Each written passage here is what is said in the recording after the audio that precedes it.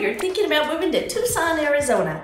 Well, in this video, we're going to go over the top 8 suburbs here in Tucson, Arizona. We're going to go over where they're located, we're going to go over what their schools are rated, how many people live there, and all sorts of other stuff. We've got a lot to cover, so we're going to get after it right now.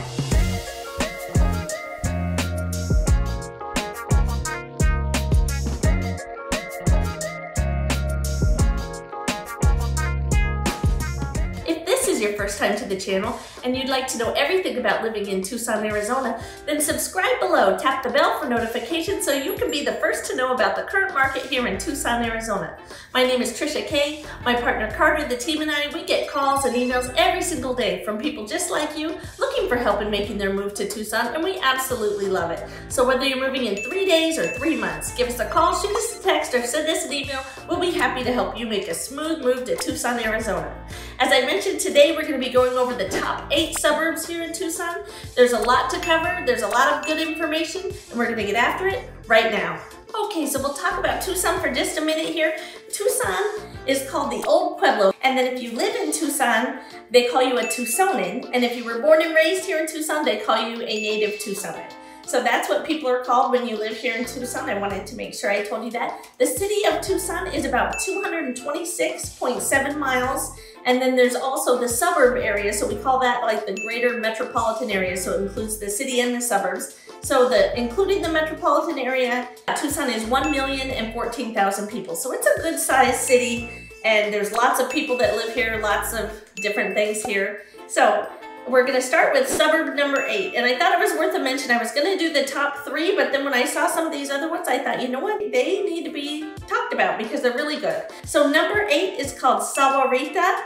It's located in Pima County, and according to niche.com, it's one of the best places to live in Arizona. Sahuarita means little saguaro. It's located about 20 miles south of Tucson, and that's important to tell you because it takes about 20 minutes on the freeway to get into Tucson. Now, if you live there, they have everything. They have great schools, they have grocery stores, they have all that kind of thing. But if you want to get into a bigger area where they have, you know, Costco's and stuff like that, it takes about 20 minutes on the freeway to get there. The population in Sahuarita is 33,524, and their schools get an above average B+ rating there. Zillow says the average home price is $360,761, and 82% of people there own their own home. So there's lots and lots of families there. It's a really neat community. There's a huge sense of community there in Sahuarita. If you go about maybe 10 minutes further, there's an area called Green Valley, and there's a lot of retired people that live in Green Valley. But in Sahuarita, which they have retired people too, but there are a lot of families.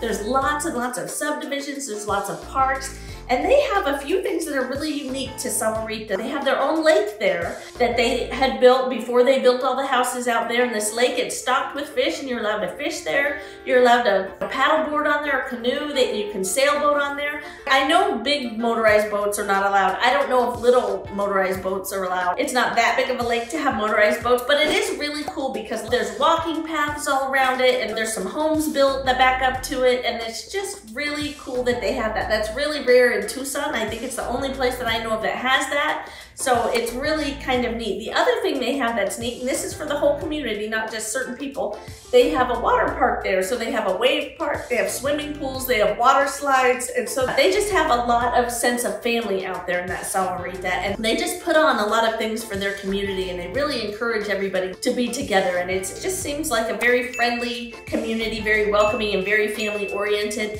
Now, because this is south of Tucson, there's a lot of Border Patrol people that lived in there, I noticed. And the border's still a ways away, but it's closer to the border than Tucson. So there's a lot of those families in there, and that's really nice. They have a lot of dog parks. They have a lot of parks in general, playgrounds, soccer fields, all that kind of stuff. Again, they stock that lake with fish, so you can fish in there. And they have a Club Rancho Sahuarita has a splash park, which I had already mentioned. That's really nice. So that covers our number 8, which is Sahuarita. We're moving on to number 7. Number 7 is Marana, Arizona. Marana, Arizona has a much bigger population of 50,834 people. Now, Marana is located northwest of Tucson, Arizona. It's on both sides of the I-10 freeway, so that kind of makes it nice. You can get on the freeway real easy and conveniently to get to downtown or get to the airport or get into the city if you're wanting to get into the city. Now, unlike Sahuarita, where you drive for a while before you come into Tucson, Marana just blends right with Tucson. You don't know where Marana begins and where Marana ends. Now, on the outskirts of Marana, so if you're heading, away from the city, it starts getting more and more rural. So the beginning part of Marana is very populated, lots of subdivisions, lots of shopping, lots of houses, and then the further you go out, it gets a little more rural and it starts turning into farms and ranches and things like that. Kind of in between that area is an area called Gladden Farms, which is in Marana, and it is a big, huge community of, subdivision houses, but nice houses, and there's schools out there. I'm bringing that up because it's a little further out. It takes from Gladden Farms about 10 minutes, maybe 5 to 10 minutes to get to the freeway, and then it takes about another 10 minutes to get to a grocery store. So it's a little further out. It's like kind of on the outskirts of Marana and before it gets to the farms and ranches that are out further in Marana. But I bring it up because you can get a lot of house there for your money, and there also seems to have a really big sense of community. They have a splash park out there, which is really nice. I see tons of kids using that, and again, there's a school out there, and it's just growing so much in Marana. It is a really growing area, and I really feel like that Gladden Farms is kind of a hidden gem where you can buy a house and it's going to be worth more money in the future because it's just growing so much. Marana is growing in general, and it seems to be growing out that way. And so I just wanted to give that a mention. But again, there's other areas, Continental Ranch, Suburb, Bloom, where they're already, there's houses there and they're right there in Marana, and there's lots of good things there. According to niche.com, it offers a rural feel, and I would say the rural feel is more like the outskirts where the farms and ranches are that I was talking about. The rest of it is pretty built up. Like I said, it blends right with Tucson. According to Zillow, the average price out there for a house is $429,779. Again, that's the average, so there's homes for more and there's homes for less. And the further out you go and the more rural you go, the prices tend to be a little less expensive. 83% of people own their own home in Marana, and it consists of a lot of farm and ranch lands on the edges of Marana. Marana is one of the fastest growing areas in Tucson, and I could say that's true. You just see construction everywhere. They're getting restaurants and buildings and everything out there. It consists of a lot of families and young professionals. There's a convenient location being on both sides of the I-10 freeway. There's lots of new construction happening, both commercial buildings, restaurants, and many new subdivisions going in. Marana is home of the Dove Mountain Ritz-Carlton, so the Ritz-Carlton is also located there in Marana. It's very nice. They have their own golf course, and it's just a really nice area in general. They built it up in the Torlita Mountains, which are in Marana, and it just is... The Torlita Mountains are not pine trees. They're like rocky and saguaro-studded and cliffy. They're just really quite beautiful. There are some retirement communities in Marana. It is very much a family area, but there are a couple of retirement communities within Marana as well. Okay, so we're moving on to number 6. So number 6 is Casas Adobes. Now you're getting closer into Tucson here. It's called the Casas Adobes area. So it's still kind of in northwest Tucson, but it is south of Marana. So it's closer to Tucson than Marana. And it's called Casas Adobes. It has an A rating on niche.com, and the population there is 70,224 people. The schools are highly rated with an A- rating, so they have high rated schools. Zillow says the average home in here is $372, $428. So I'm going to say a lot of these homes, they're closer to Tucson, the city, and they're closer to the freeway. So the more you get close to the freeway, it's really kind of congested and older. And the more you get out and you start going kind of north, and I'm going to say even east, as Casas Adobes spreads out, the houses become on more and more land, and those houses are a little bit more expensive. So I just wanted to tell you that about Casas Adobes. It has a real mix of really expensive homes and really inexpensive areas. So there's different areas in there. 65% of people in Casas Adobes own their own home, and it offers a dense suburban feel with several restaurants and businesses.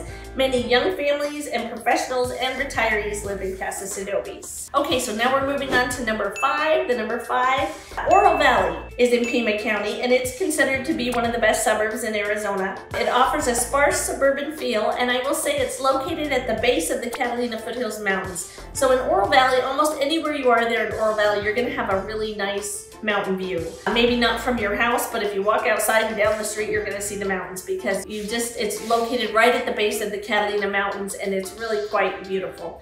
It's located 6 miles north of Tucson, but again, when you're driving in from Oro Valley, it just blends. You never feel like, oh, I drove out of Tucson or drove in the desert and now I'm to Tucson. It all just blends. It's all like just one big area. So the population in Oro Valley is 46,515 people.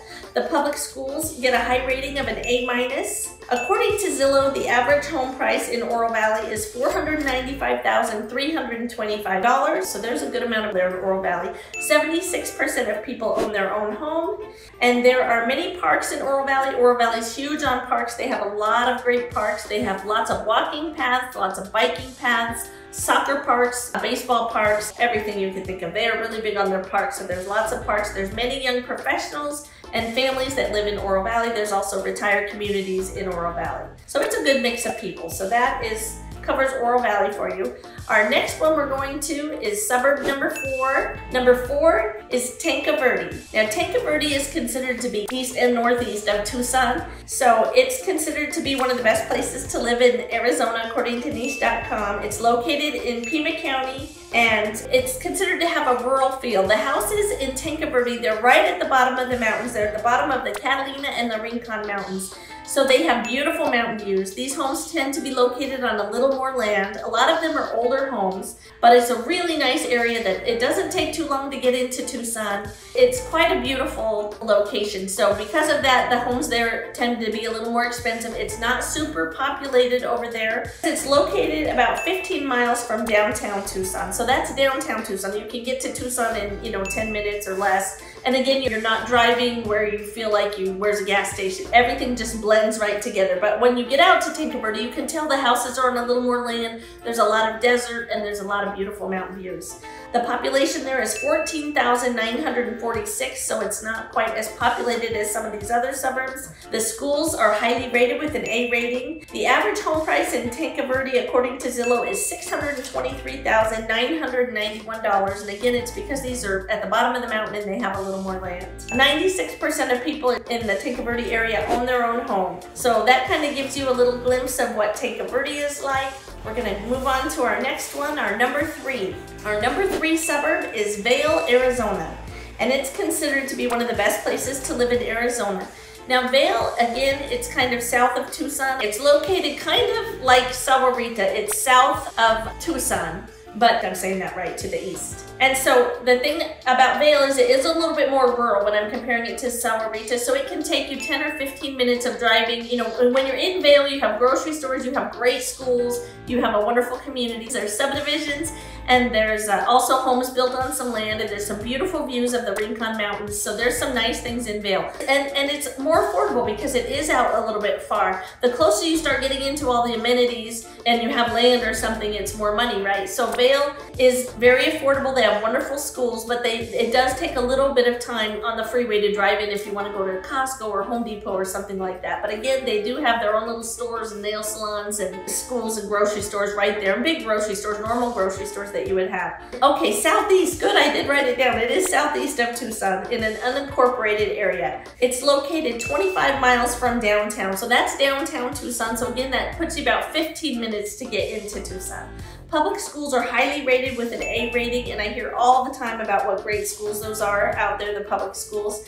According to Zillow.com, the average price for a home in Vail is $434,019. 92% of people in Vail own their own home. It's located near the Rincon Mountains, as I mentioned, and there's lots of families and young professionals that live in Vail. I wanted to also mention to you, there's an area just north of Vail called Rita Ranch, and it's a big, huge subdivision community with lots and lots of families in there, and it's just a really nice community as well. And of course, if you're in that community, a lot of those kids do go to the Vail schools, and then it's a little bit closer to get into Tucson. So although that's not on my list here, it's worth a mention because that Rita Ranch is a nice family area. Okay, so the number 2 place that I'm going to mention today is Corona de Tucson. Is the number 2 suburb according to niche.com in Tucson, Arizona. It's located in Pima County, and it's about 26 miles to get to downtown. So again, about 20 minutes to get to Tucson. Now I will say Corona de Tucson is located in between Sahuarita and Vail. It's kind of in between the two of those. So it takes just about as long to get to Tucson as it does from Vail or Sahuarita. The population here is 9,627 people, so it's a lot smaller. A lot of these houses are on a lot of land, and some of these schools again are shared with the Vail School District, and it has a rural feel, which I would say that is correct because it is out there a little bit further. But the nice thing about that again is you can get a lot of house for your money out there. Zillow says the average home price in Corona de Tucson is $380,601. Highly rated schools with an A rating. 96% of people own their own home in Corona de Tucson, and it's located near the Sahuarita Mountains, so you do have that. Okay, so that is Corona de Tucson, the #2 suburb in Tucson according to niche.com. And again, it is very rural. I want to make that clear. It's kind of out there and there's not a lot of shopping, but there's a lot of beautiful desert and beautiful mountain views. Now we're moving on to the #1 suburb here in Tucson, Arizona. Drum roll, please. Okay, the #1 suburb here in Tucson, Arizona is Catalina Foothills. Now this is kind of our Beverly Hills of Tucson, Arizona. According to niche.com, it's not only the #1 suburb of Tucson, but of all of Arizona. So it beats out Scottsdale or Phoenix or anywhere else in Arizona. Catalina Foothills is the #1 suburb, and for good reason. It's located right at the base of the Catalina Foothills Mountains, has absolutely beautiful views. It also has beautiful city views from many of the homes. And this area was developed, you know, pretty early on when Tucson was growing. So a lot of these homes are older and they're built on a lot of land and they all look different. They're not just the same. And then there's many custom homes in there as well. So there's lots and lots of beautiful homes in the Catalina Foothills. It's 5 miles north of Tucson. So it's really quick. It just blends right together. You don't notice where Catalina Foothills ends and Tucson begins. It's just really quick to get to shopping and to anything you'd want. It's quick to go to the east side, to the west side, anywhere in Tucson. Catalina Foothills is a wonderful location here in Tucson, Arizona. It's located 5 miles north of Tucson. As I mentioned, it has a dense suburban feel, and I would say that's accurate. Population of 50,096 people. So there's a lot of people that live here in the Catalina Foothills. The public schools, according to niche.com, get a highly rated A+ rating, and they're known for having good schools. The average home price, according to Zillow, is $701,590. Now that's the average, so there's homes that are going to be more and there's homes that are going to be less. There's also townhomes and condos. I didn't include those, so those are a little more affordable than the single family homes. So Catalina Foothills does have that as well. 75% of people in Catalina Foothills own their own home, so a lot of people there own their own home. It's near the Catalina Mountains. And in the Catalina Foothills, there's lots of bars, restaurants, parks, lots of retirees, young professionals, and families that live in Catalina Foothills. So there you have it, our #1 suburb here in Tucson, Arizona. We've gone over all 8. I hope this helps you out a little bit and that you could learn a little bit about Tucson. I appreciate your watching this video. Thank you again for watching this video. If it was helpful, if you wouldn't mind hitting the like button, that helps out our channel a lot. We have other videos all about living in Tucson if you want to check out our channel, and we have new videos dropping every week. I have some videos out on these exact suburbs, so you want to check those out. And like I said, we have new videos coming out every single week. So again, if you're thinking about moving to Tucson, whether you're moving in 3 days or 3 months, give us a call, shoot us a text, or send us an email. We'll be happy to help you out. Until then, I hope to see you around town. Bye-bye.